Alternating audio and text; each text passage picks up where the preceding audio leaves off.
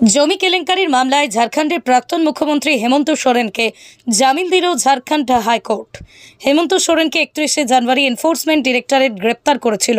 তার বিরুদ্ধেই জমি কেলেঙ্কারির মামলায় অর্থ পাচারের অভিযোগ রয়েছে।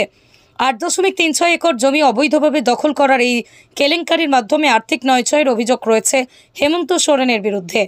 বৃহস্পতিবার ভিডিও কনফারেন্সের মাধ্যমে রাঁচির বিশেষ আদালতে হাজির করা হয়েছিল হেমন্ত সোরেন সহ ওই মামলার 11 জন অভিযুক্ত ব্যক্তিকে। ইতিমধ্যেই তাদের বিরুদ্ধে আদালতে চার্জশিট দাখিল করা হয়েছিল। পরবর্তী শুনানি হওয়ার কথা 11 জুলাই। তার আগে হেমন্ত সোরেনের জামিনের আবেদনের ভিত্তিতে তাকে জামিন দিল ঝাড়খণ্ড হাইকোর্ট। ইন্ডিয়া জোট শরিক দলের নেতার জামিনের খবর পেয়ে এক্স বার্তায় অভিনন্দন জানান বাংলার মুখ্যমন্ত্রী মমতা বন্দ্যোপাধ্যায়। এদিন দুপুর 1টায় এক বার্তায় তিনি লেখেন, হেমন্ত সোরেন এক আদিবাসী নেতা, যিনি ঝাড়খণ্ডের মুখ্যমন্ত্রীর পদ থেকে ইস্তফা দিয়েছিলেন। আজ তিনি হাইকোর্ট থেকে জামিন পেয়েছেন। আমি খুব খুশি এই খবর শুনে। আশা করি খুব শীঘ্রই তিনি জনসেবামূলক কাজে আত্মনিয়োগ করবেন। আমাদের মধ্যে হেমন্ত সোরেনকে ফিরে আসার অভিনন্দন জানায়। প্রাক্তন মুখ্যমন্ত্রীর কৌশলী সংবাদ সংস্থাকে জানান, সোরেনের জামিন মঞ্জুর হয়েছে।